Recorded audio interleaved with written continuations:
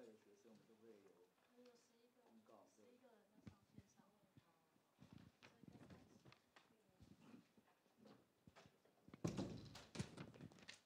好，大家午安，我是社会系苏国贤欢迎大家来参加本系的这个学术演讲因为今天的这个 lecture 是用英文所以我等一下介绍讲者也是用英文介绍哈。那我们的系主任很贴心的呢，帮我准备了一个英文稿，因为他怕我英文讲不好或者我随便乱介绍哈，所以我就代表主任呢来宣读他的这个介绍稿哈。It is our pleasure to welcome Professor Liu佳琪to deliver today's talk at our department.佳琪is currently offering intensive courses on family in aging society, and we are deeply grateful for her return to her hometown, Taiwan, where she is dedicating herself to educating the younger generation. Her enthusiasm for fostering long-term academic exchange within the Taiwanese community is inspiring, and we hope that this talk will serve as a catalyst for future collaboration. Professor Chia Liu was born in Taiwan and moved to the United States at the age of 7. She earned her PhD in demography from the Autonomous University of Barcelona, Spain, under the Center for Demographic Study. Her doctoral research examined family living arrangement across various societies. Following her PhD, she worked as a postdoctoral research fellow at the Max Planck Institute for Demographic Research in Germany, and later at the University of St. Andrews in Scotland, focusing on migrant family. Currently, she is an associate professor teaching quantitative method and sustainable population study at the University of St. Andrews. Her research has been published in leading journals, including International Migration Review, Social Science and Medicine, and World Development. Today's talk, titled Family and Society, A Global View on How We Live with or Without One Another, will highlight both her major research finding and her ongoing project, including her work on high suicide rate in East Asia. The talk will last for 1 hour, followed by an open discussion. The Q&A session will be conducted in both English and Chinese. Okay. Without further ado, please join me to welcome Professor Liu佳琪. Thank you very much for that introduction. And before I begin, let me just correct my title is Associate Lecturer at the University of St. Andrews, which is equivalent to Assistant Professor here, lest they see my video online and fire me for inflating my own title. So thank you so much for having me here today. It's a real pleasure to be here at Taida to give this talk. So I'm really happy to be here. So today I want to talk about global view on how we live with or without one another. Okay, so I will just kind of go over the outline today. I will dedicate a few minutes to talk about myself and also my home institute, University of St. Andrews. If anybody's interested in ever coming to visit us for exchange, that's always very welcomed. Then I will talk about population aging, which I'm sure the students in my class have already become experts on the overview of population aging around the world. And then I will go into a little bit about living arrangements, drawing some cross-regional comparisons between European societies and also Asian societies. And then later on, I will go into a sort of quite a negative older age outcome, which is older age suicide, focusing on East Asia. And then lastly, I want to finish up with talking about research in, on, and also with Taiwan and how we move forward as an academic community. So as an introduction, I just want to tell you a little bit of my research background. I'm a family demographer, family sociologist, depending on who I'm speaking with.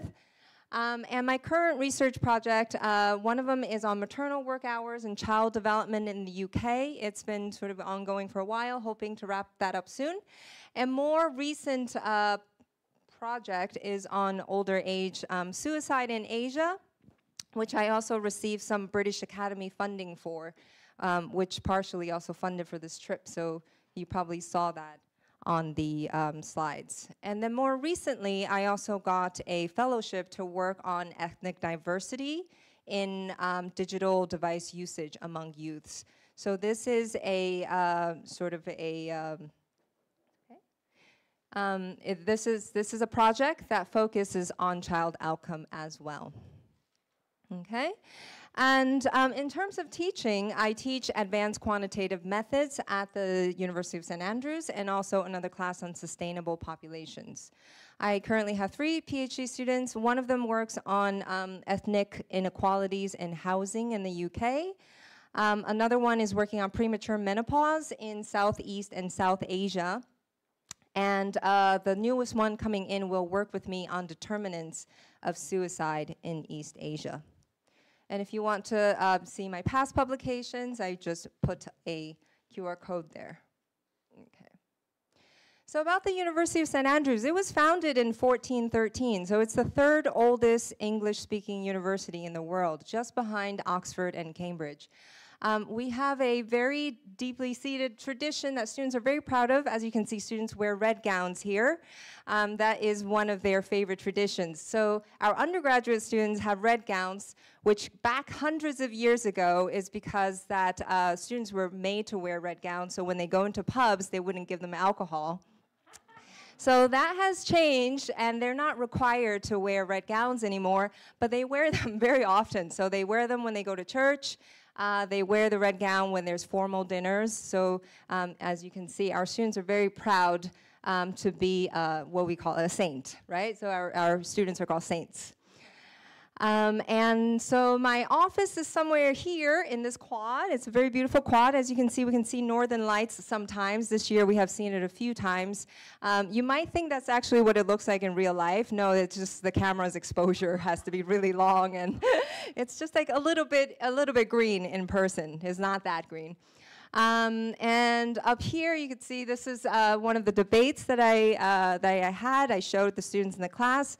I debated Professor Lynn Jameson on the topic of marriage. So debating is also a very important tradition at University of St. Andrews. So prime ministers used to come and debate at our university. So these are our PhD students that came to support me. So if you can't win, you bring more friends, right?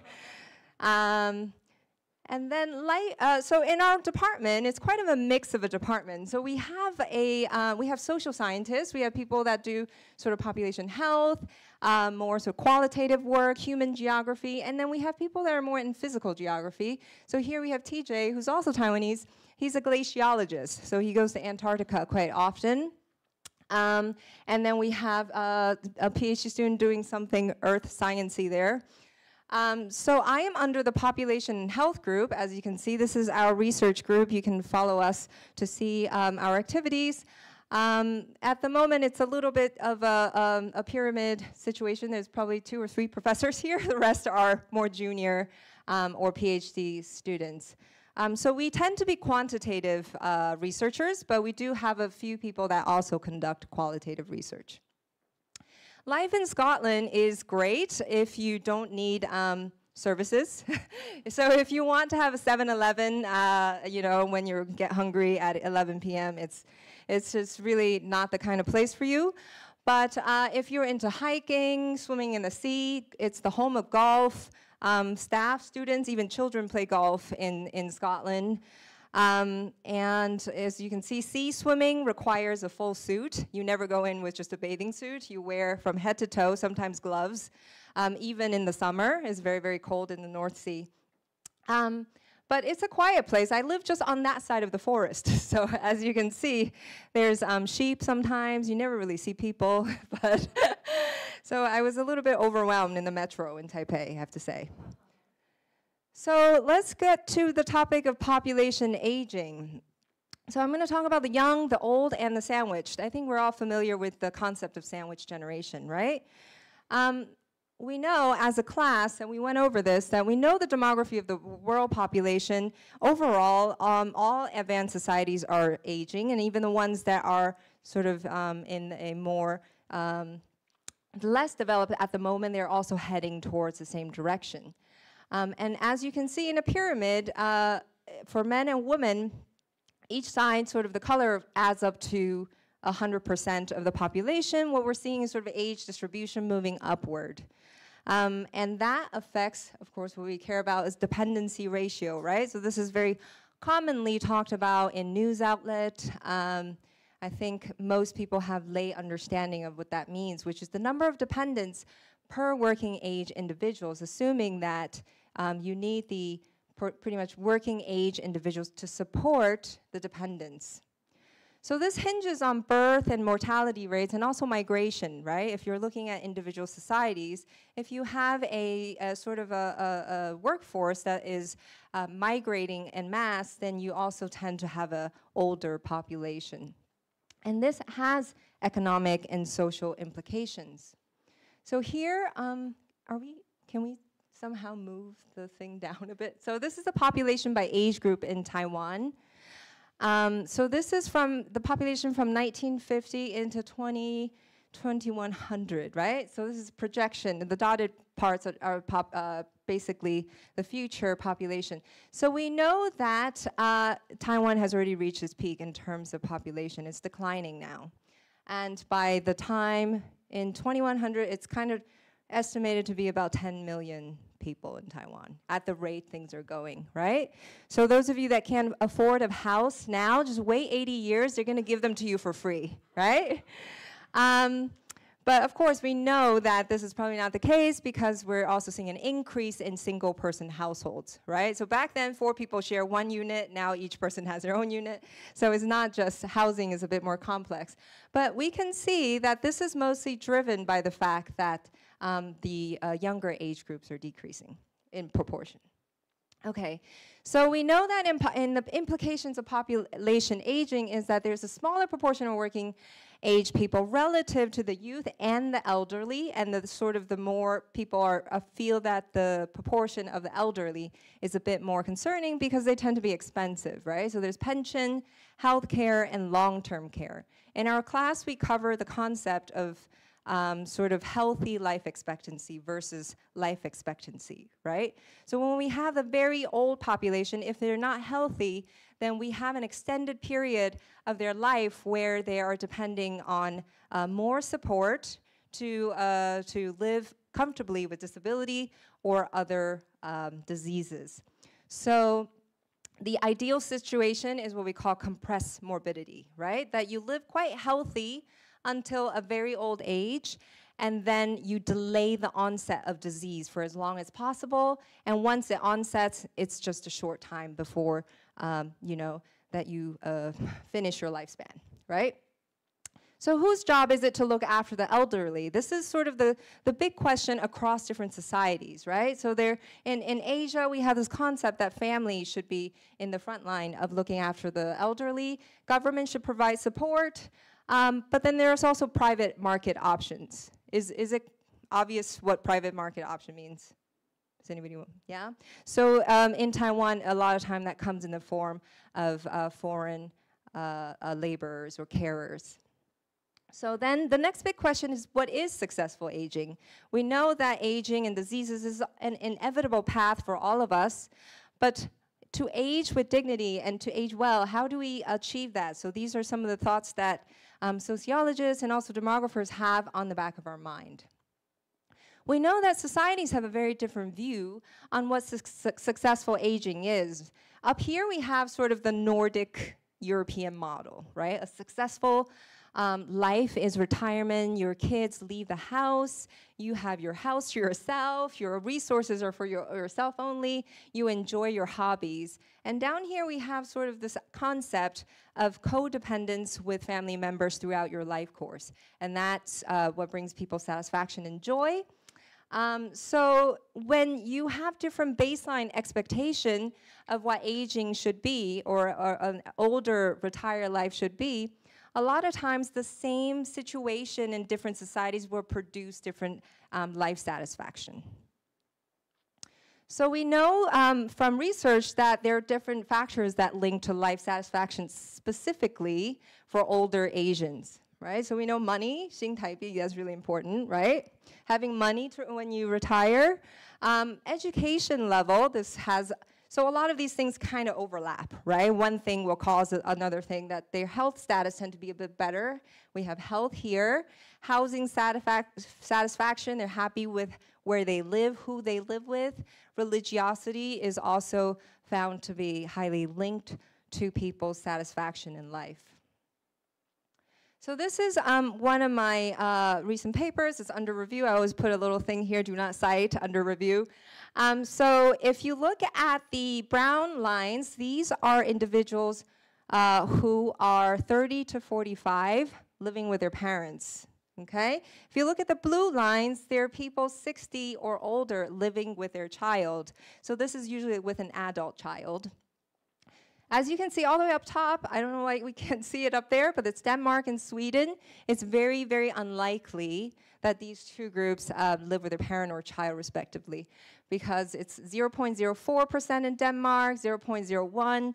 And if you look at Taiwan, it's all the way on the bottom here, where you have 65% of people 60 plus living with their child. So it is the highest level of living intergenerational co-residence across all these countries. And this is combining European social surveys and East Asian social surveys. So you see Japan is kind of similar, but Taiwan is by far the highest level of intergenerational co-residence. Okay, so now let's look at who do 60 plus people live with in Asia and Europe. So up there, we have Northwest Europe and individual countries. In the middle, we have Southeast Europe. And then on the bottom here, we have China, Japan, South Korea, Taiwan, and as East Asia. So we see that Europeans are very unlikely to live with children. You can't really see it very clearly, but the categories are childless, right? So being childless in Austria, Belgium is not that uncommon. It's very uncommon for older people, right? You have to think this is not people today. This is older people, maybe 10 years ago. So it's very uncommon in Taiwan, Korea, Japan, China. It's a very sort of traditional family kind of societies. And then we look at individuals that have children, but they live without any children in the house, or they live with multiple children, which is a kind of a different context than individual children, right? Because a lot of times if you live with multiple children, instead of sort of like the Indian joint family structure, it's more like your children are still dependents in your household. So this could happen with 60 plus men a lot of times, marrying younger women, and they have younger children that are still in the house. So what really sticks out, we see very strong patriarchality in East Asia, especially in Taiwan, right? So they live with their son, okay? So this is not a globally common or very pervasive thing, but it's very, very clear. In Taiwan, people live with their son. And if you look at some other countries, like let's say Luxembourg, Ireland, it's more the same. They're more likely to live with their son and live with their daughter. We have men and women separately. We're not seeing very meaningful differences here, okay?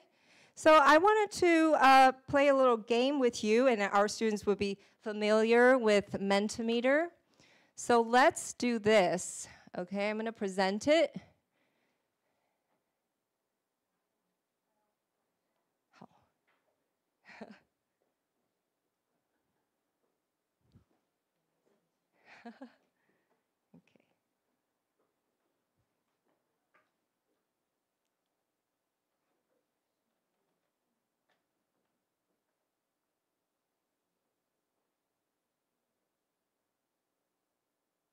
Okay, so if you could take your phone and scan the QR code. So this, instead of yesterday we did sort of a final exam competition in our class. So this is not an exam, so it won't ask you for your name, it's a survey, okay? So let's try the first question once everybody's ready. Can you see, is it on your phone now?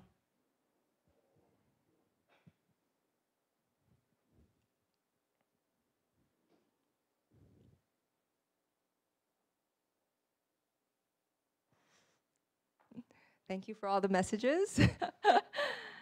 Okay.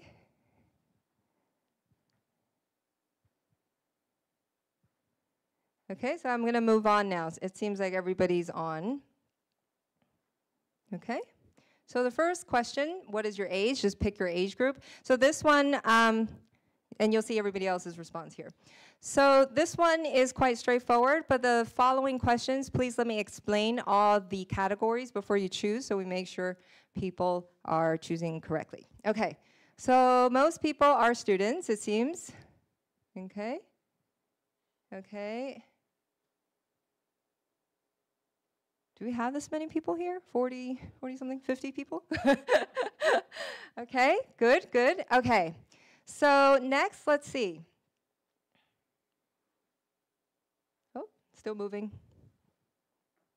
Okay, so next thing, which of the following living arrangement best describes yours? One, you live alone, straightforward. Second one, you live with family, but one generation. So that would be with your partner or with your sister. That would be one generation. You live with family 2 generations, maybe with a child or maybe a couple with a parent.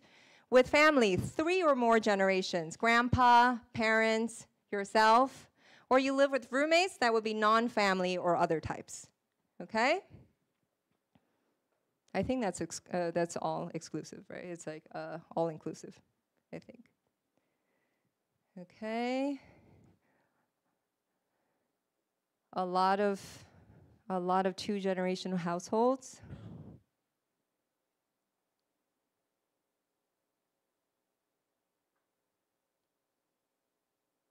Okay. Still moving. Lots of actually alone and 1-generation households as well.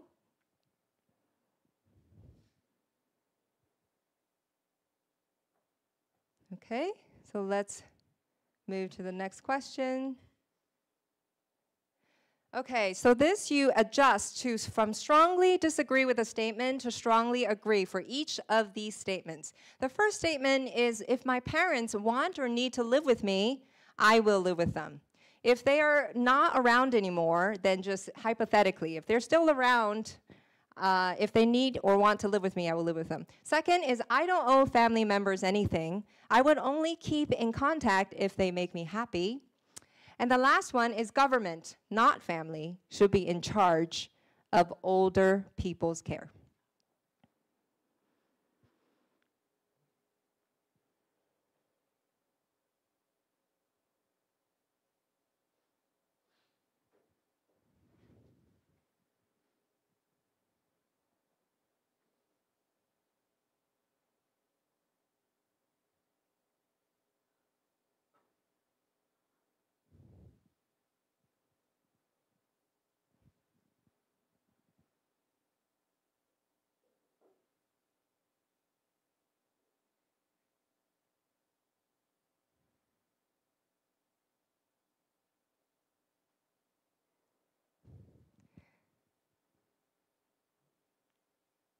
Okay, I ran this test in Kaohsiung Medical too. It was mostly staff, and you could see the generational difference.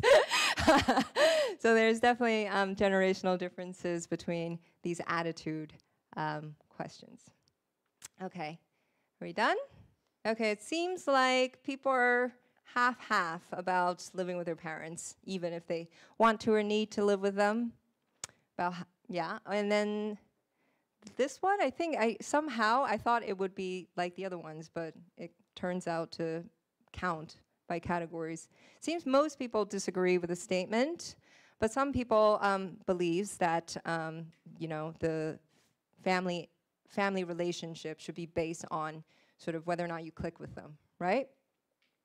Government, not family, should be in charge of older people's care. This is also much higher than when I was in Kaohsiung Medical. Okay? Okay, so to what extent do you agree or disagree with the following statement? Once again, strongly disagree over there, strongly agree here. My current living arrangement is ideal for me. Or second, if I could, I would change it. Or it's not, living arrangement is not about my own happiness, right? It's about responsibilities and doing what's right.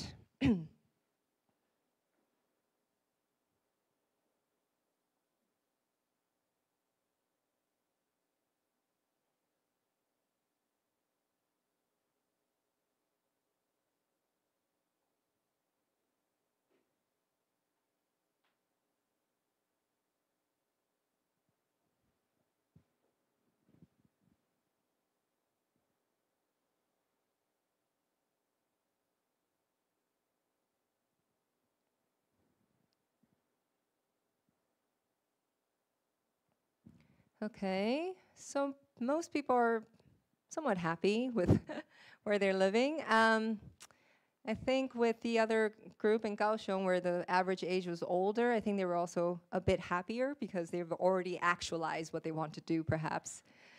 And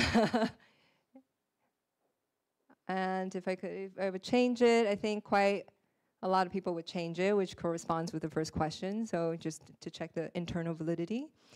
And it's not about my own happiness.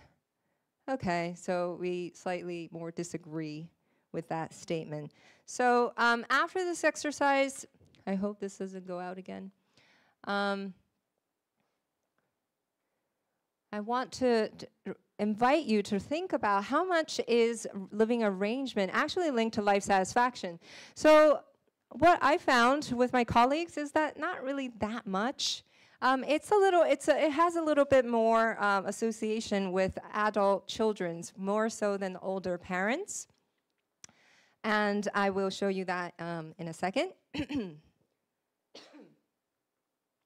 Okay, so another, is it the same paper? Yeah, it's the same paper. Okay, so using ESS and EASS once again, we're looking at, so once again from the perspective of the older adults, 60 plus, whether or not they live with the children. So the blue dots are they're not living with, pink dots are they're living with, and on the x-axis is their mean life satisfaction. So that's reported by themselves, okay? So 5 is the highest.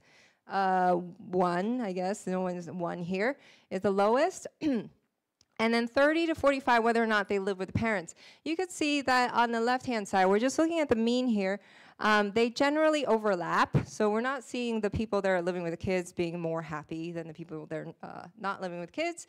But for the people 30 to 45, you do see the people living with their parents are a little less happy, right? So the pink dots are a bit more on the left side of the right dots. But of course, we want to run a regression to make sure that if we control all the other related variables, such as health status, right? Imagine somebody is unhealthy and they have to live with their child. It's not living with their child that's making them unhappy. It's the fact that they're unhealthy that's making them unhappy, right? So now we look at the perspective of those age 30 to 45, and we're controlling for labor force status, we're controlling for educational level and their own health, and this is just the OLS, the ordinary least square, but just for this audience, I'll just quickly say that anything that's on the left of this grade line on a 0 here will be negatively linked, right? If it's on the other side is positive. And the reference group here is not living with your parents, okay?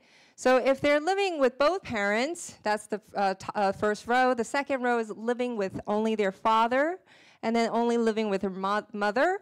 The orange lines are for women, and then the dark blue lines are for men.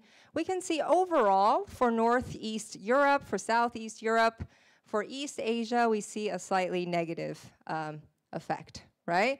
With the big confidence interval, let's say how sure we are of that our estimate is correct, is quite large, so we can't really definitively say that this is a very clear, strong relationship. So we can say overall, it seems like there's some evidence towards negative effect. And it's a bit more clear in Southeast Europe. So when the confidence interval crosses the 0, then we have to say that we're not completely sure whether or not it's positive or negative, okay?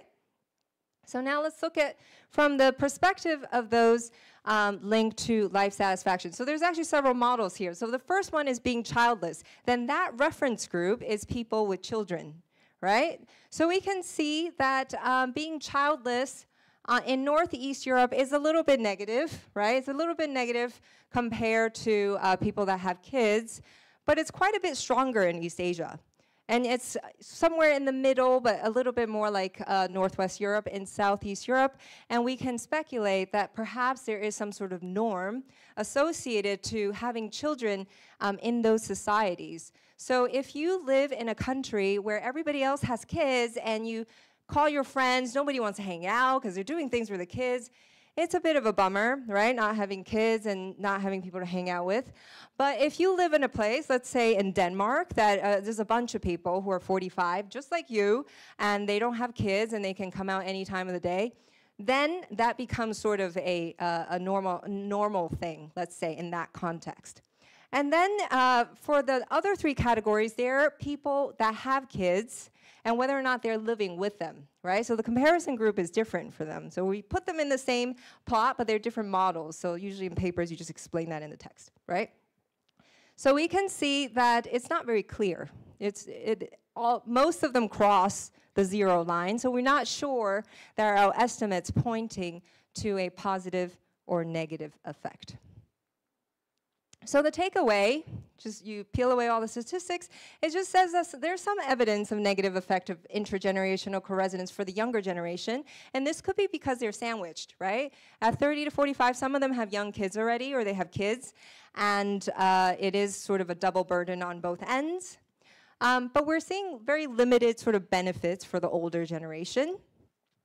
And you have to keep in mind we're looking at cross-sectional data, right? So this is not ideal when we want to study causal effects, because you want to see if somebody's, you measure somebody before they moved in with their kids, and then you measure them after they move in with their kids, then you have a more clear view on whether or not moving with kids is related to life satisfaction. But then we wouldn't be able to do that for all these European and East Asian countries. So this is sort of the trade-off that we make when we draw large cross-national comparisons.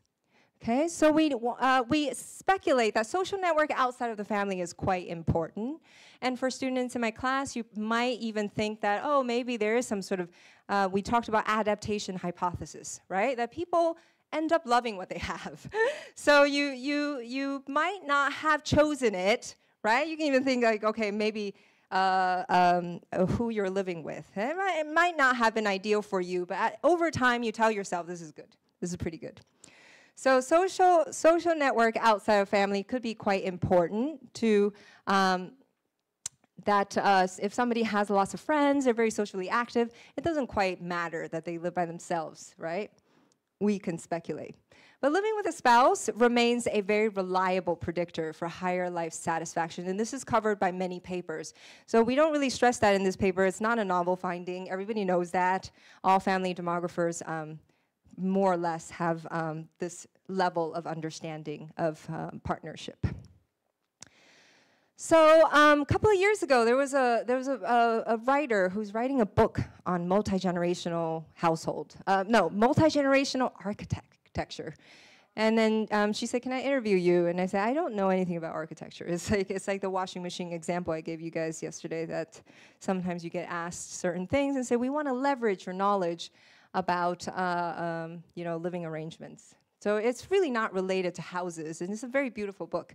But she interviewed me and she sent me this really nice book. Usually we spend a lot of time writing book chapters and you get like an ugly book, right? They send you an ugly book, that's your payment. But this is a quick interview and I got this beautiful architecture book. So we know that living arrangements will likely change in the future, right? That's why this book was published in the first place. Where industries, architects, and appliance companies, they're all anticipating demographic changes. And we know how people live with and or without one another is very likely to change in the future. We know that there's a decline of fertility and marriage. We know there's a rise of single-person households. We're not really sure what kind of innovation people are going to make in terms of living with one another in the future. So next, I will talk a bit about one of the many negative outcomes that a lot of times come out of loneliness, comes out from other negative health outcomes. It's on elderly suicide, and it is becoming a little bit more of a topic, I think even in Taiwan as well. Recently, there was a very famous author, right, that committed suicide. She was a bit older, Chong Yao, right? She committed suicide in her own home. So in the absence of euthanasia in Taiwan, it's becoming more of a topic of sort of, is it a euthanasia replacement kind of view? So it's very different than looking at teenage suicide. So we know that Emil Durkheim, in late 1800s, father of sociology, has already talked about suicide from a more sociological perspective. So his quote was that suicide is not a genre of the insane, right? You might think any kind of animal would strive to survive, they want to live. Suicide is very unnatural. But Emil Durkheim says that people can commit suicide in complete sound mind, right? So he came up with, actually it could be a very social behavior, right? So if you think about altruistic behavior, you might think, okay, I'm very ill, I'm unlikely to survive, I can keep hanging on and drag down my family and use their resources, or I can kill myself and they can go on to live better, right? So that would be altruistic suicide. I'm gonna talk a little bit more about anomic suicide.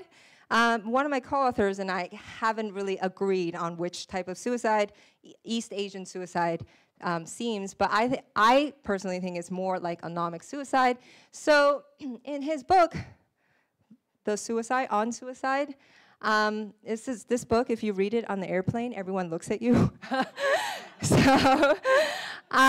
So in this book, they stipulate that, so he stipulates that no living person could be happy or live at all if needs are not sufficiently adjusted to their means. And if there's more demands than provided, then that's suffering, right? And unlike animals, you can't exactly calculate humans' needs beyond the material conditions. Desires are governed by one's sense of norms, right? So anomie means without norm. So when the society is disturbed, such as time of economic downturn, sudden social transformations, and then there is a sudden loss of function to your society, the one that you are embedded in, and that leads to anomie, and it could lead to suicide. And then that's when I sort of had this idea that what we're seeing in Asia in terms of rapid demographic transformation, which is also happening in Northern Europe, but the shift of norm here is too fast for the people here, right? So it's a bit different than Danish people not getting married anymore and having kids. So people in our class probably remember this from our R exercise yesterday. Did anybody play with it more yesterday? It's on the to-do list, right? It's on the to-do list. So they have this data. So it is the combined death registries of Korea from 2018 to 2020. So we're looking at so these are called ridge plots. We're looking at distribution, right? So on the x-axis here, we have age at death. And this is a very good data set because we have one row per death, right? So we know that this person died at 39 by suicide. He was a clerk and he went to college, right? So we have this kind of information for Korea. So far, I don't have it for Taiwan, and I am looking for it. So we can see suicide is unique in terms of age distribution. Most things kill older people. And liver, I did not know, but is also sort of a middle-age killer somehow, right? So that could be related to lifestyle. Cancer, you see this sort of also middle age spread, but heightens with older ages. And I put the line there where the median age is. And this is just the death registry. This is not a death rate, right? Do any of the students know why you cannot say compare rates, let's say between men and women using just the death registry? What do you need for rate? Maybe a baseline population, right? You need to know how many people are in that age group, right? So then you need to link it to census. So you need to, maybe not link it to census, but you need to know how many people are alive at that time, at that age, who are female and who are male, right? So with death registries, we can only look at sort of like the spread of age-specific deaths. Okay, so this movie, has anybody seen this movie, Plan 75? So this movie was, this year when I went to a conference, there was a professor from Princeton, and I was telling her about my sort of East Asia suicide idea, and she said, you have to watch Plan 75. And I gathered 3 more demographer friends, and we watched it together. 4 demographers, 2 fell asleep. So it's a little bit slow. So if you don't like slow, artsy movies, it's probably not for you. But the idea of the movie is that Japan has aged so severely that they are offering people, if you commit suicide at age 75, we give you a proper burial.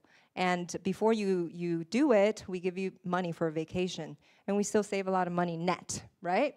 And then it's saying like there's all this dystopian society where a lot of older people, they are dying in undignified ways, alone in their homes, which we know is a thing here in Taiwan. It's in Japan. It's happening. So art imitates life, right? It's a topic because it's on people's mind now. And we know East Asia is quite interesting because there's a very strong traditional Confucius family norms, and there's very persistent values, as we see in surveys that we just conducted, in discussions we have with students in class. People would feel bad, right? Not taking care of their older family members. So there is a very persistent value. But at the same time, there's a rapid collapse of the family system as we know it, right? We can talk about, okay, maybe there are new family forms, but the traditional family as we know it is changing very rapidly. And suicide, in the absence of Judeo-Christian morality, is not seen so negatively, let's say. It's not as tabooed, right? And we see a very specific phenomenon, I think, is Asian, which is a very age-specific high age-specific suicide among the elderly, which I'll show you now. Okay, or in the next few slides. So there is Conwell in 2014 says there's a framework that he put together, I think it was he, that's called the Elderly Suicide Framework. So if you look at each of these axes as individual risk factors, let's say axis 1 is psychopathology, right? If they're depressive to begin with. 2, their personality, their coping style. So we mentioned in class yesterday, the same thing could happen to 2 people. They deal with it differently. They stress about it differently. 3 is their physical health. 4 is the social context that they live under. And 5 is their functioning.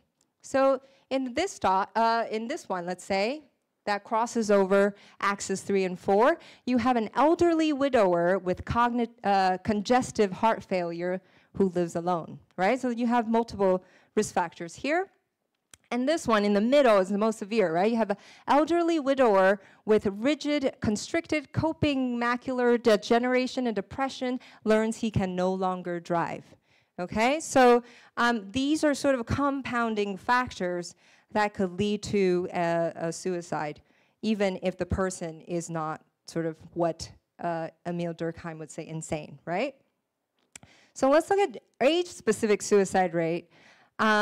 We look at age-specific suicide rate for suicide as we would for many diseases because every country has different population structure, right?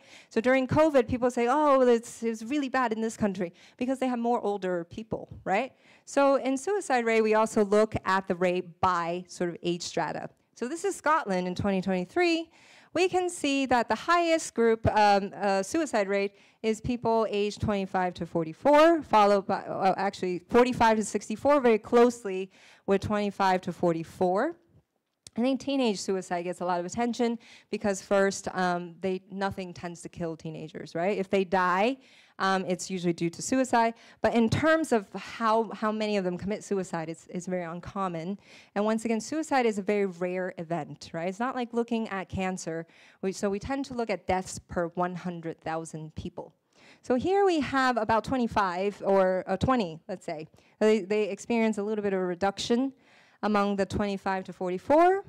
So this I made with a colleague using the Korean death registry and censuses. So this is combining the base population with the death registry. The lightest color is people aged 70 to 79. The next category is 60 to 69. You see it follows a very faithful age pattern. The older they are, the higher the suicide rate. And let's just pay attention to the y-axis. We're looking at more than 125 people per 100,000. Here we're looking at 20. So it's a very, very high suicide society, right? And if you look at men and women suffer the same pattern, or they have the same pattern, but the magnitude is much lower. So we know that suicide is a very high risk for male, right? Now let's look at Taiwan. I just got this data when I was in Kaohsiung, so it's still fresh. 80 plus is the lightest color, right? It follows the same exact pattern as Korea. But if you look at the magnitude, it's lower than Korea, right? So we're looking at y-axis, we're looking at 60, 70 people, even in the highest group. Women follows the same pattern. And even though it seems like there's a little bit of reduction, I would call this stable, right? It's not true reduction in any sense of the word. Okay, so this is combining death registry and also administrative records to get the baseline population and the deaths. So another thing is we know that men are more likely to commit suicide, and let's stratify them by age group and then by sex. Okay, so this is the lollipop plots that I taught the students, right? This is kind of a way. Traditionally, you would show two bars side by side. You can save space by using a lollipop. So the distance of the line is basically the gender gap, right? So the longer the line, the bigger the gap. Men, oops, I cut off the legend, I think. Okay, so men is dark blue, and women is light blue. And we can see that the gender gap persists, and it tends to be larger with age. But then if we just take a look at cancer, cancer shows a slightly different pattern, but still men's incidence is higher, right? And you can see it getting larger with age. With suicide, it's sort of the risk factor is not necessarily as clearly defined as cancer, where it just becomes much larger with age. But once again, cancer is a more frequent, right? If you look at the axis here, it's a more common outcome than suicide. Okay, so another thing we know is that married people tend to have better health. And this is for many different reasons, which we covered in class. One of them is social support, right? You have somebody to speak to. Some of it is very instrumental. You fell, and somebody saw you fall, right? So even if the relationship is not great, sometimes you benefit from that type of support. And we see, okay, on the left here, we have people with no education or only primary. This is Korea. Let me just clarify that. On the right hand here, you have secondary or above. And then we look at birth cohorts. So the people that are born in 1931 to 40, all the way to people that are born from 1951 to 60. Does anybody want to venture a guess why we only separate the education by primary only or secondary plus? Why don't I do tertiary graduate school? Any guess? It's an older generation, right? Nobody, like, there's not a lot of people that went to college at that age group. So we changed the categories for future projections. But for the older generations, this is already quite enough. Okay. So the pattern is a little bit different in Taiwan, and the thing in Taiwan is I don't have education, which I would have really liked to have. But there's only men and women, and we see their marital status, right? So we see that divorced individuals are most likely, or similarly likely to the death rate is higher, the suicide rate is higher than those who are married or widowed. And if we look at Korea, here, single and divorce also have the higher risk, right? And once again, women are in the bottom here, much lower magnitude than men up top. Okay. So we also see that gender gap is a little bit smaller for married people, right? So the divorced people, the women suicide rate is about 40, the men is over 80. But for married, in 2010 that is, you see it's about 20 and maybe 15-ish. So the gap is a little bit smaller. And we can interrogate these patterns in many different ways. Especially when we look at the age patterns, you can think that whether or not men's propensity to commit suicide is much higher than women, is it due to disease burden, right? Because they also have a higher rate of getting cancer. They have higher rates of many diseases. Or is it due to less sort of visible things like the accumulation of social network, right? So women tend to keep in touch with kin. They tend to have bigger social circles. They tend to be more socially active than men. And these things accumulate as people age. Okay, so this is a projection that we did. It's sort of a cohort component methods using marriage and education. We were just pushing them forward, and we changed the education category to secondary only, to tertiary, because Korea is becoming one of the most educated countries in OECD. So we are projecting the rate, or the population size and the rate according to evidence that we observed today. And then we're seeing that, and then we give a few different scenarios, right? So the solid line is the observed suicide rate in 2020. And then same as the air pollution paper we read, we made 3 different scenarios with a 30% reduction, which is the heaviest reduction in suicide rate, 15% reduction, or 5% reductions. And we see the number, sort of the magnitude of death or lives potentially saved if we're able to lead to those reductions. And we see that tertiary education, even though traditionally we see that education is highly linked to lower suicide rates, just the magnitude of individual moving into that category, and even at the same rate, we're going to see increasingly more people in the tertiary group that are likely to die from suicide. And this is especially clear for men. For women, as you can see, suicide is less of a risk than compared to men. Okay, so there are several different research directions. We know we might live with one another in different forms. There are probably some associated risks that could be mitigated by sort of different mechanisms of socializing with one another. We want to know what are the mechanisms behind and the catalysts of geriatric suicide, and to what extent is the gender gap in geriatric suicide attributable to disease burden, cumulative stress, cumulative social disadvantage, and I want to explore more of data availability and challenges and opportunities in Taiwan specifically, and also in other East Asian countries. So to kind of close up to the conversation, I want to talk a little bit about Taiwan and the future of social science research. So as we discussed over lunch with several of the staff here, we know that Taiwan has very rich administrative data, and it has a lot of data that is actually on par with Nordic countries in Europe. But if you check a lot of the top publications in Science and Lancet and Nature, they tend to be using Swedish data, which is like a big human laboratory, right? They know everything about everyone in that country. It's less so here, and a lot of it is sort of availability and also access and that sort of things. And East Asian context is very unique, especially when you study family changes and demography and fertility decline.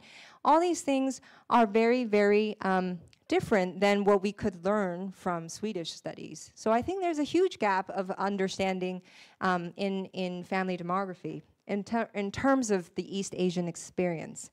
And many of us here know that global research often misses out on Taiwan for political reasons, right? So yesterday we talked about the global burden of disease studies, and it was led by the WHO, and I think they don't have Taiwan as well.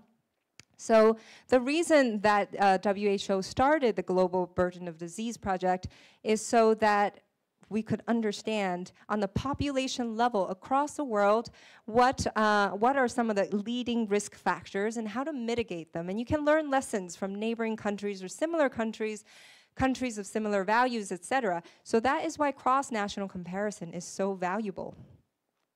But we're missing out here for Taiwan, and let me just give you an example from my own experience. So during COVID, it was already hard enough to work, but you know that the public health colleagues, epidemiology colleagues, there's a gleam in their eye, right? They're like a little bit excited about COVID.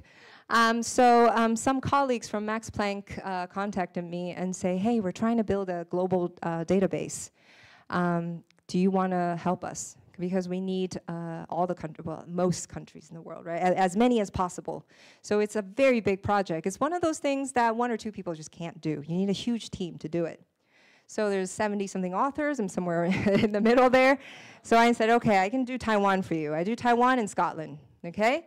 So those two countries were my responsibilities. The idea is that Tim Reif and also Enrique Acosta were the lead on the team who are organizing all these people. And we know that age plays a very important role in the risk of complications and deaths of COVID-19.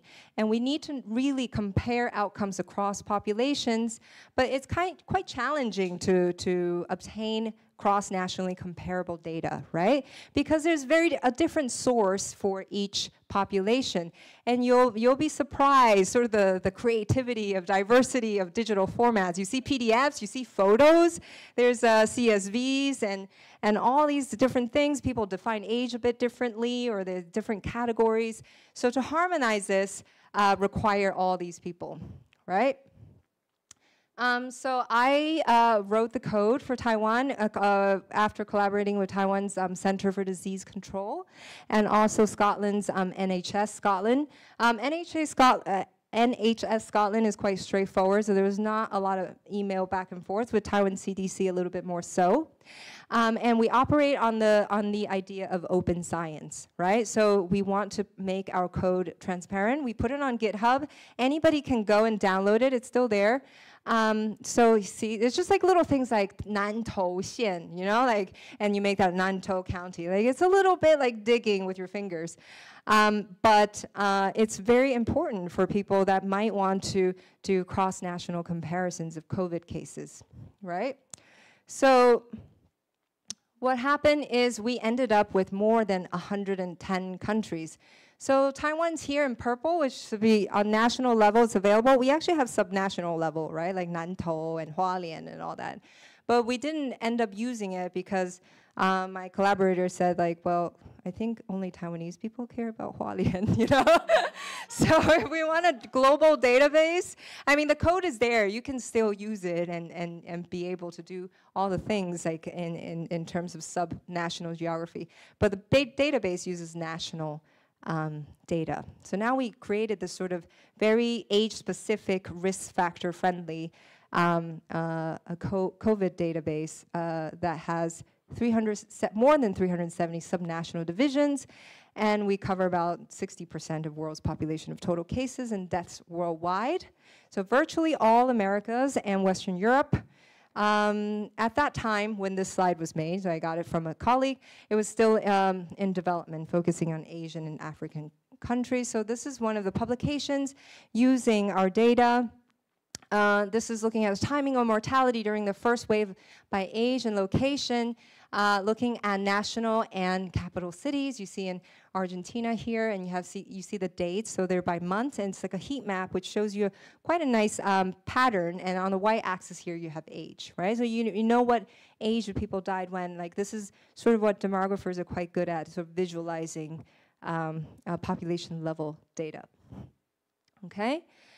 And then also I quite like this one too. This is a ridge plot, right? And I love ridge plots. So you have the groups facet 0 to 59 years old. You have 60 to 74, and you have 75 plus. I guess they split it this way because young people are not so much as at risk, right? So this is case fatality rate.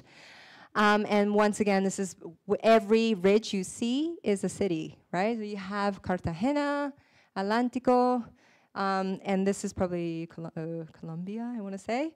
And then you have the dates on the bottom again to see when the spikes are by city.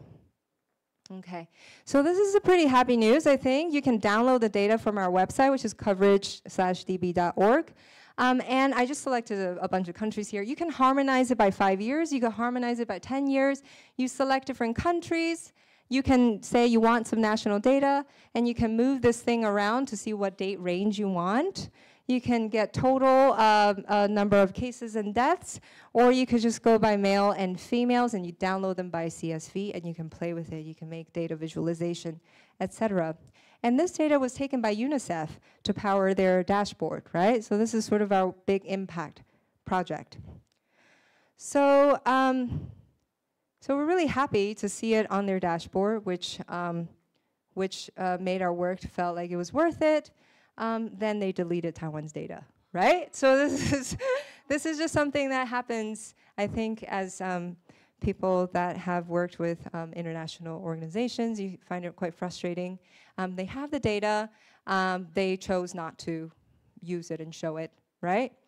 So, but that is to say that our job doesn't stop there, right? So there is a lot for us to do, and I think the burden is on us to continue to make sure that we are making those efforts to bring Taiwan's data to the world and to be able to collaborate with people across different countries to create databases or to exchange information in order to combat sort of a coming pandemics or any kind of public health crisis.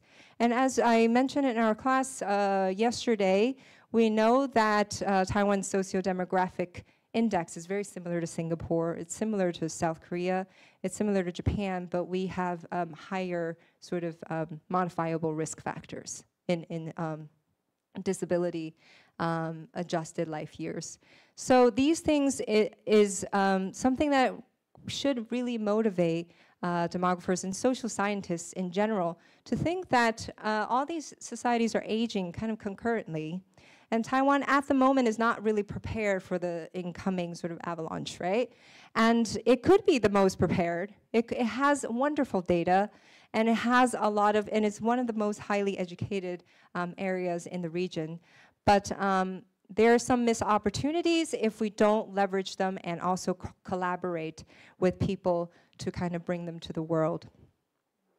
So then I also want to highlight a few opportunities. So there, our university at St. Andrews, as you can see, do those trees look familiar? So now we have a joint funding scheme with National Taiwan University, right? So in our office there, Harriet Sheridan is the person in charge. Here, Joy Chang is in charge. So if you're interested in collaborating with anybody at our university, there's many things you can do. You can bring in data, you can offer local expertise. Our university has many different schools. It's not just sociology. So if you know colleagues in National Taiwan University in, let's say, in chemistry that want to collaborate with us, I think this is a great scheme to sort of bring Taiwan more also to be a part of the global research community and keep on exchanging ideas. In terms of research opportunities, I'm also very interested in Taiwan Biobank. Does anybody have any experience working with that? So you know that Taiwan Biobank is a very rich data of over 150,000 individuals aged 20 to 70 living in Taiwan. They're predominantly Han Chinese, and there's a potential to link the data to national health insurance. So as I mentioned earlier, we know that suicide is a rare event, right? So in class, we talked about how expensive it is to have cohort studies. So cohort studies is when you follow a group of people across their lifespan. So in the UK, for example, the Millennium Cohort Study follows 18,000 children born in year 2000. So they're 24 years old now. And we know everything about them. We know when they first start speaking. We know whether or not their mother breastfed them. We know whether or not the parents divorced when they're 5 or 6. So we know all these information about them, which was very expensive to acquire, but think about how impossible it is to follow enough people to observe suicide at a quantity that's enough to do any kind of analysis, right?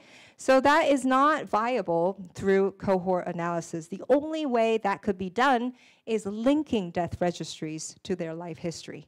Then you get retrospective biography, right? Then you know before they died what happened in their lives, how often they saw the doctor, if possible, nutritional information, right, their activities. So all these possibilities exist in Taiwan. Probably, others would say is not as optimistic about gaining access very easily. But it is possible, and if you can link things to national insurance data, it's extremely powerful. So that's all I have for today. I have another talk at Academia Sinica next week. If you're interested in the Ukrainian war and refugee crisis in Europe and how that changed and reshaping population and housing in Europe, please do come by. Otherwise, do stay in touch. And it's a pleasure to be here today.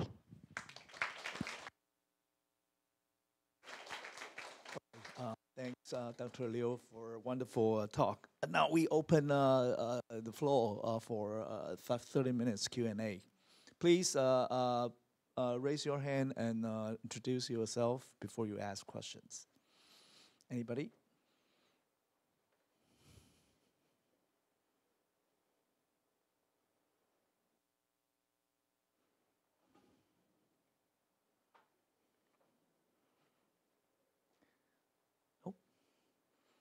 Well, let me ask factual.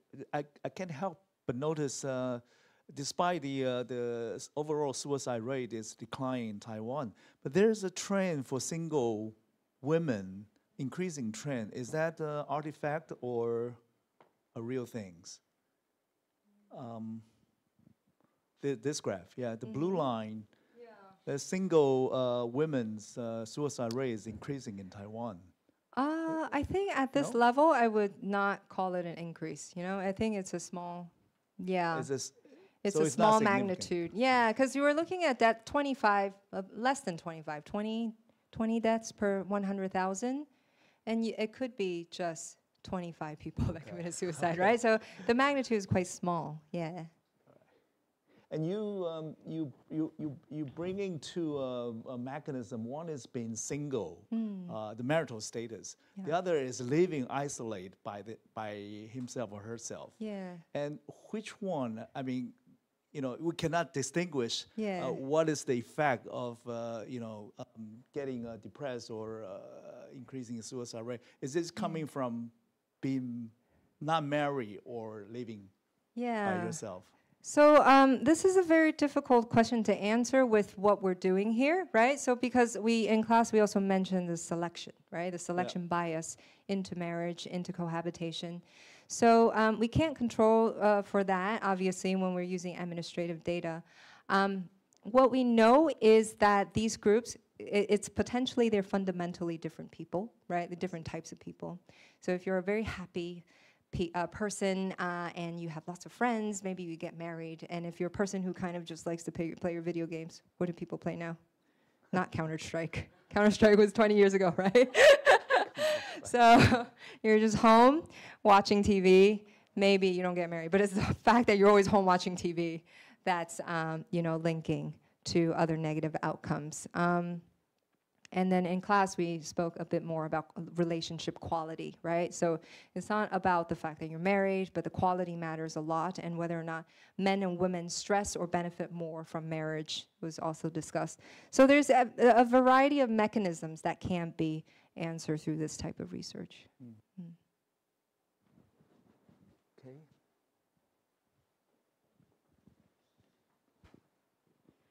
Hi, it's a really interesting topic. I'm Han Yang, and I'm currently a PhD in the Uni of Edinburgh, so I'm also from Scotland. Okay, so hi. Yeah. So I think I have like 2 or maybe 3 questions. So the first one is that I think in the first few slides you show about the population trend, and I'm just wondering, that's like excluding the immigrants? Like that's only purely on Taiwanese population, or? Are you talking about living arrangement? No, I think the first few you said like by 2100, and then we will decrease to 10 million population, and that's only focused on Taiwanese, like without calculating the immigrants. I have to check. Yeah, so this is not my data or my work, so you have to check their methodology. But in general, people that study migration would say that migration is generally not the answer, right, to fertility decline. The magnitude of people coming in is just not going to compensate in terms of population level. Okay. Yeah. But I mean, that's happening. Maybe it's not the answer, but Yeah, it they definitely might be, can yeah. change some of the trend or the setting. Because I'm not really familiar with this topic, Yeah. so I'm just curious about like whether this is purely on Taiwanese or it also. Okay, and then my second question is that you also mentioned like about the suicide, and you said like in Taiwan, like they have undergone the change more rapidly compared to other Nordic countries. And I'm just curious about what, like, specifically, what do you mean about rapid change, and what kind of changes to make you to have this kind of observation or conclusion? Yeah, so I think that's mostly on marriage and fertility. So Nordic countries, singlehood has been a thing for much longer. So lifetime singlehood was not uncommon for way longer than it has been here. So here it's sort of, it's very similar to Korea. So these two are a little bit of twin countries in terms of what's happening demographically and also socially and economically, right? So what's happening here is very rapid decline. It's a very rapid decline in just the recent years. If we're looking at 10, 15 years ago, it's not nearly at the magnitude of low sort of fertility it is now. So it is a much more severe, let's say, change. Yeah. So you mean like a change in a shorter time span and a bigger drop. Yeah. Okay. Got it. And then the final question is that I don't know. So what's the kind of role of like social class or economic status that might affect like all this observation or trend? In terms of marriage and fertility or suicide or living arrangement? I would say all of them. I feel that's quite well, we're critical. in the sociology department. You know, it affects everything. Yeah. I think that's quite true. Yeah. Everything is sociology, social class, right? So we do observe, men, especially in the lower class, is harder. It's harder. Their mate selection process is a bit more challenging, for example. And in terms of jobs, I mean, everything's kind of a little worse for people that are less advantaged. So, so today there was not much to show in terms of social class. As you can see in Taiwan, I couldn't even get the education level of people that died. So they have that in Korea, but so far I don't think it's in the death registry here. So I think a lot of it is why it's very valuable to link data, to see what's going on, to see their life situations, more social demographic characteristics. I know there's privacy concerns, of course, but as data people, we're like, we're not using it for evil, just give it all to us. So, yeah, thank you. Thank you.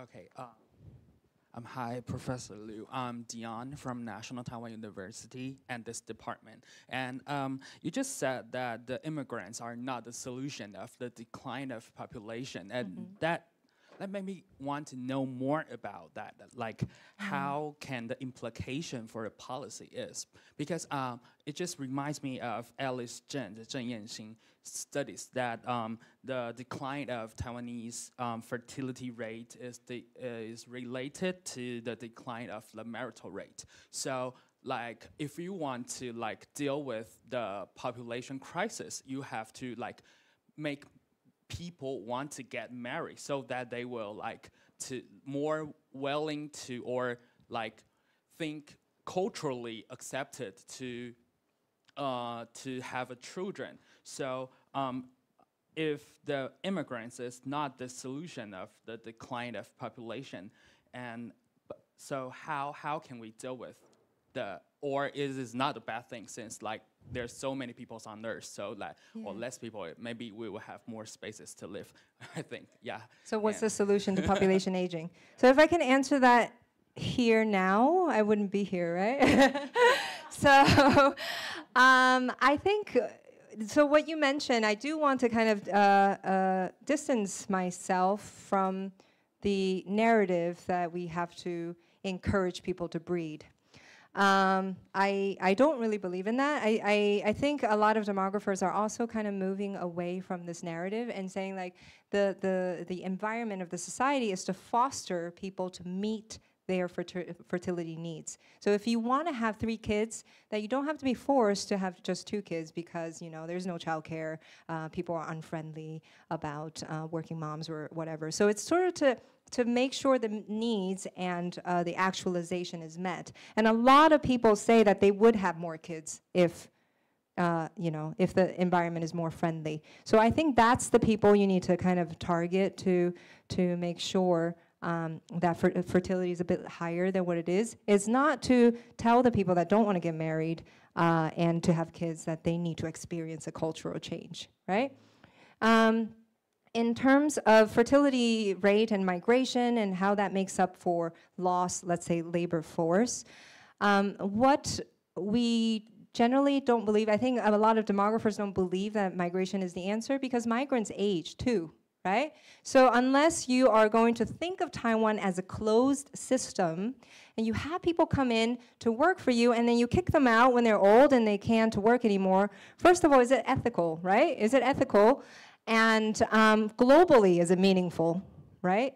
So I think a lot of the answer lies in probably increased productivity per person, right? So this is technological answers to demographic questions. I think a lot of economists are probably working on that at MIT. I think it was David Altor, who talks about sort of automation as the next curve-bending technological changes in human history.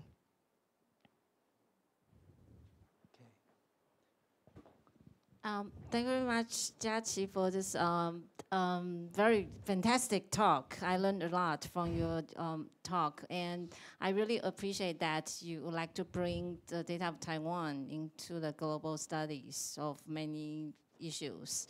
And my questions is about the living arrangement. I think I was really surprised to see that on the chat, Taiwan is in the bottom. We have the highest percentage for the elderly to live with their children, right? But I wonder whether now you have the new conceptualization of co-living, since the architect interviews you for this kind of arrangement. First of all, I wonder whether like visits from the children may count a kind of living arrangement. That's neighbors. How about neighbors? If you have really close neighbors who visit you all the time. So it's a kind of co-living. And nowadays, we all know that the pets play an important role. Young people raise pets.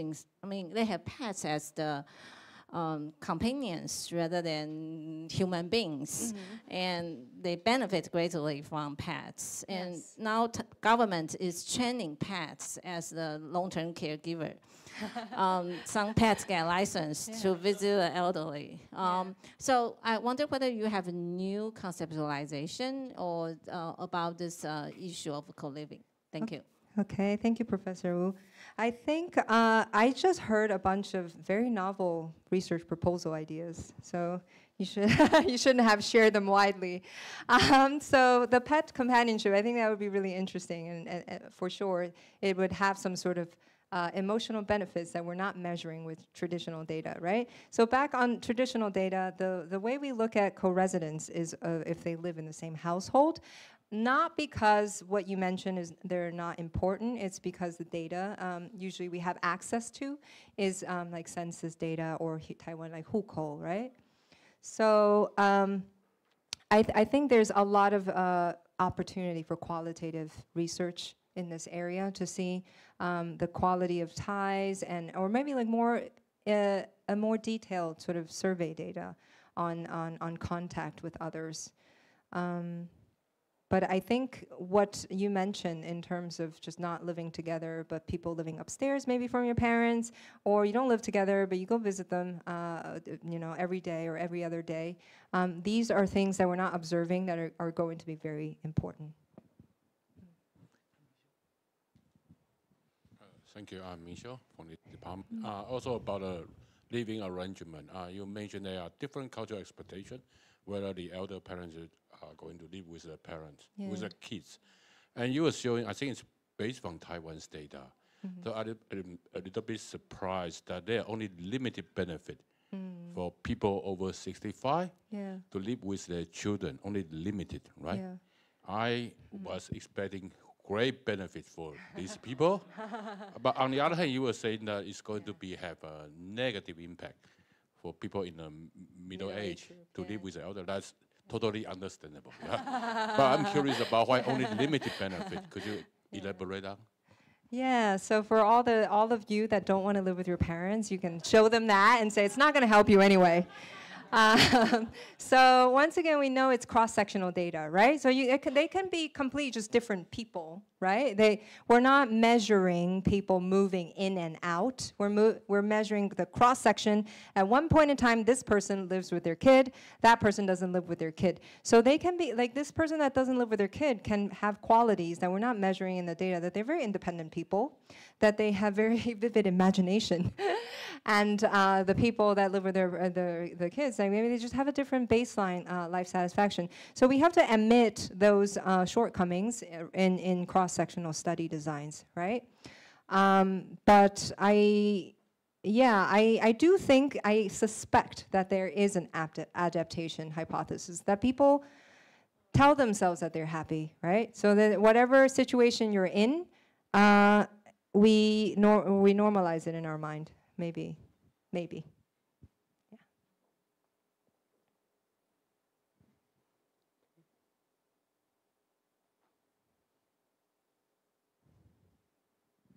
Anyone? 忘记说我们可以用中文。可以，欢迎用中文。同学不要不好意思，我听不懂，会请老师帮忙。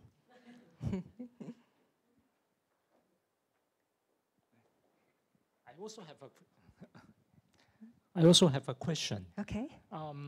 About the living arrangement. Okay. Yeah, it seems that Taiwan is kind of a normal case. Yeah.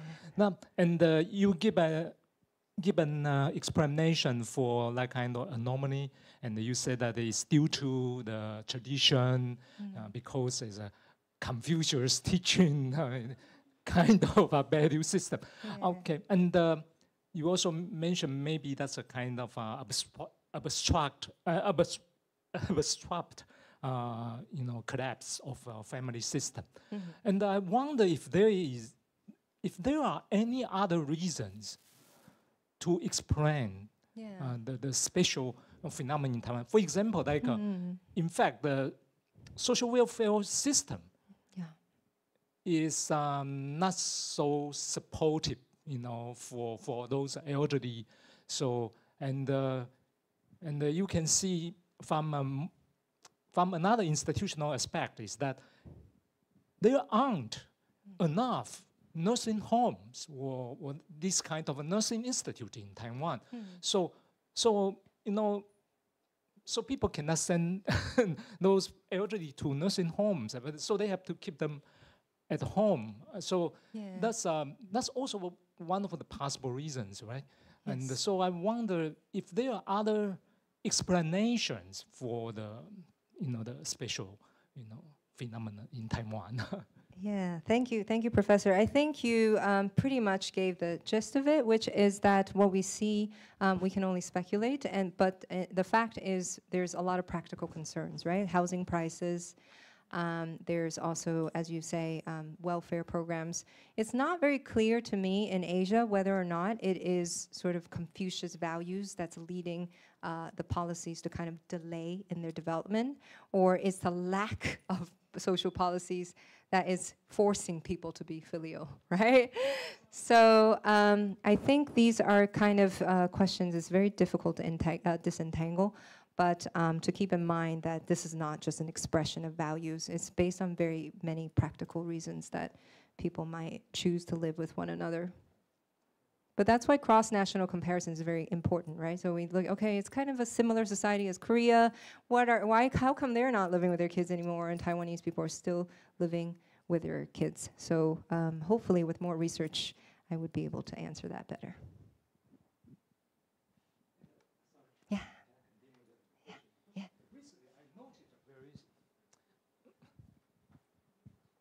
recently I also noticed the possible impact of the AI technology.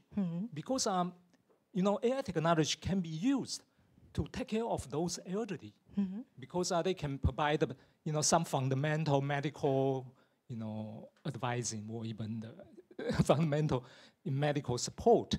And so maybe that can change the situation a little bit, because since more digital technology or computer technology were introduced into take care of those elderly. So maybe if this situation continue, and then maybe they are more elderly, they would like to live by themselves, or just live in some institute, and without living with their children. So I wonder, what will be the impact of this AI technology advancement? Yeah, so I think there's also another opportunity there, probably. I'm sure the economists are doing that already. So yeah, so I think we're already seeing some evidence of responses from medical and community, right? That they're investing a lot in older people care and in medical tools, and also care robots, right? In Japan, I think that's already been rolled out. So we will have to see about that.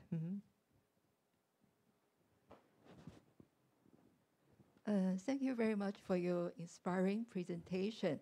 I'm a researcher from Academia Sinica Europe, and I have a paper called with some researcher on the changes in subjective well-being after retirement. We use panel data from 6 countries, and we find that, for example, in Korea, we find that people's subjective well-being will fall after they retire, especially for elder men. And for Taiwan, for example, retirement's well-being fall more than that of retired women.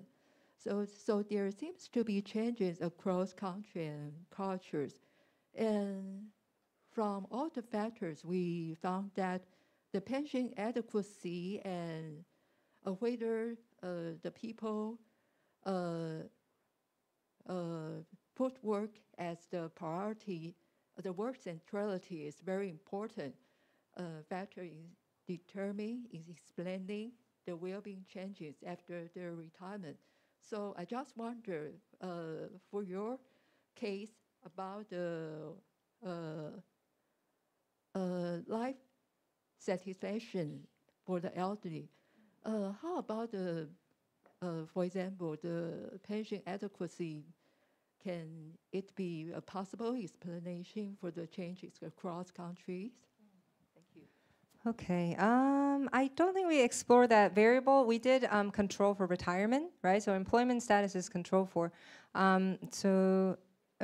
Professor Su, do you know if an EASS that they have pension information? Pension. Yeah, adequacy. Taiwan Social Change Survey. Oh, so sorry. 社会变迁有一期是那个林宗宏老师设计的。He asked a whole bunch of questions about pensions, but not in EA.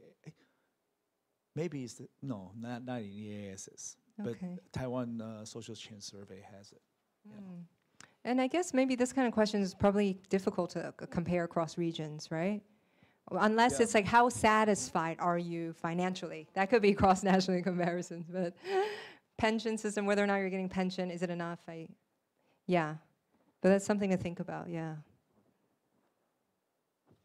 I mean, some organizations have collected and construct such measures as the pension adequacy for different countries. And I think it's published data and it's public, and so you may find such data, but it's only country level. Okay, great. I will have to chat about that later. Thank you. 我想问一个有关使用台湾资料做跨国比较的议题吼，我可以发现佳琪是非常努力，想要让台湾以资料能够重现。像这里的 Our World in Data， 我们上课其实也会推荐给同学，有些资料是有台湾的，有些没有。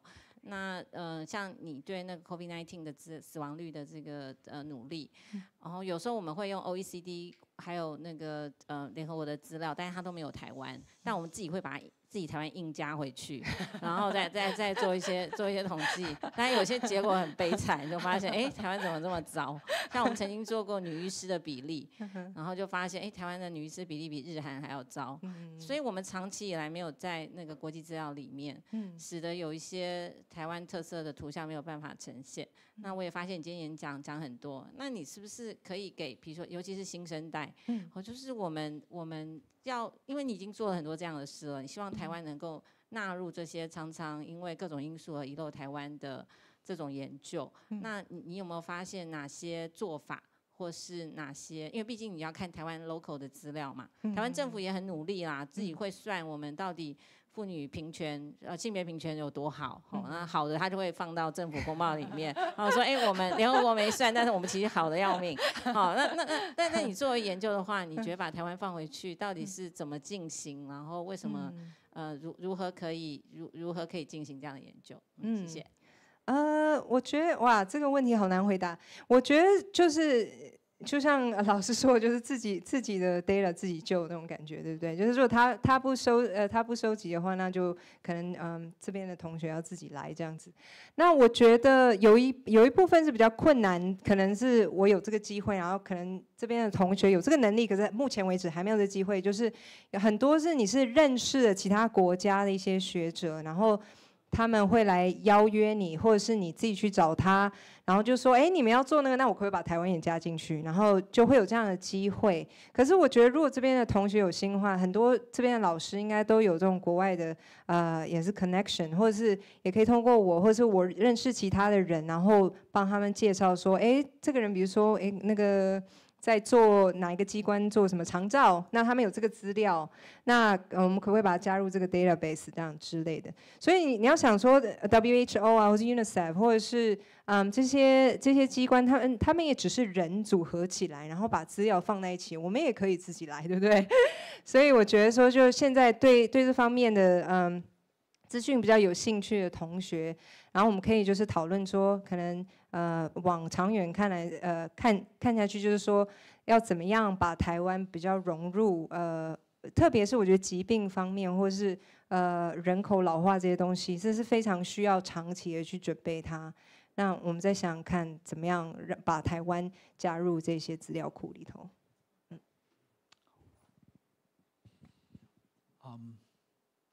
时间差不多了哈，所以那个我们就留多一点时间，让大家有兴趣跟刘老师继续交流的，可以留下来。可能老师还有一点时间嘛。好，那好。OK， 那我们就非常谢谢刘老师今天带来这个非常精彩的演讲。